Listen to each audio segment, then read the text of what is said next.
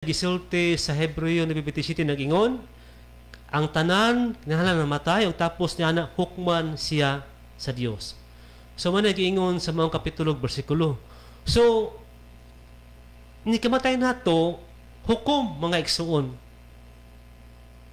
So man nag-ingon sa simbahang Katoliko ang gitawag siya og tinagsa nga hukom o particular judgment.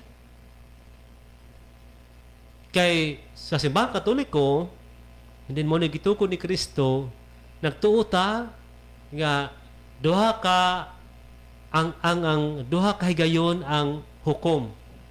Ang tinagsang nga hukom ug linangkob nga hukom. Unsa man linangkob nga hukom, brad, mo nagitawag og final judgment. Mo na panahon sa second coming of Christ.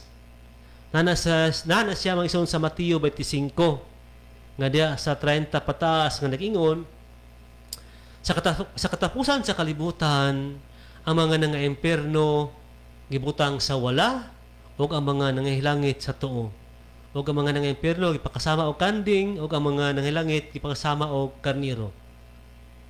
Nya mo tanan to mga nanga-imperno. Lord, ngano may imperno man mi ang tubang ni Lord? Ang tubang ni sa Ginoo nag-ingon siya, asa man mo sa panahon na akong gigutom, iuhaw, nagmasakiton, walay sanina, ug nabilanggo. Ya katong mga nangahilangit ginaniya, dire mo sa langit, kay gigutom ako, inyo akong gipakaon, gihaw ako, inyo akong gipainom, hubo ako, inyo akong gibistihan, nagmasakiton ako, inyo akong gitambalong, nabilanggo ako, inyo akong giduaw. Ug nangutaan na itong mga nang-imperno, no? Muna panahon na magsun, muna nga kapitulo bersikulo nga nagisgot sa final judgment. The second coming of Christ.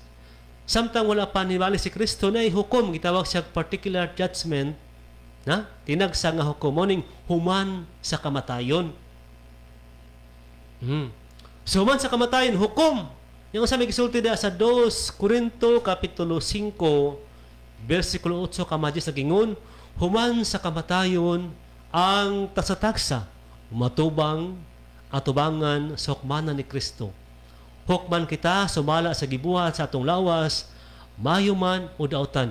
So human sa kamatayon, hukom mga igsoon. Yung sa basyanan sa hukom, sumala sa gibuhat sa atong lawas, mayuman o dautan. So kanang ingon dahil nga tuulang, wala buhat luwas na, delikado ka na. No? Pati yung delikaduha. Human ay pagtuo tinapulan. Instant nga pagtuo. Santiago 12:19 gani, si Satanas nagtuo sa Dios, nagkurog pagayon. Maluwas si Satanas. Ha? Dili gid maluwas si Satanas mga igsoon.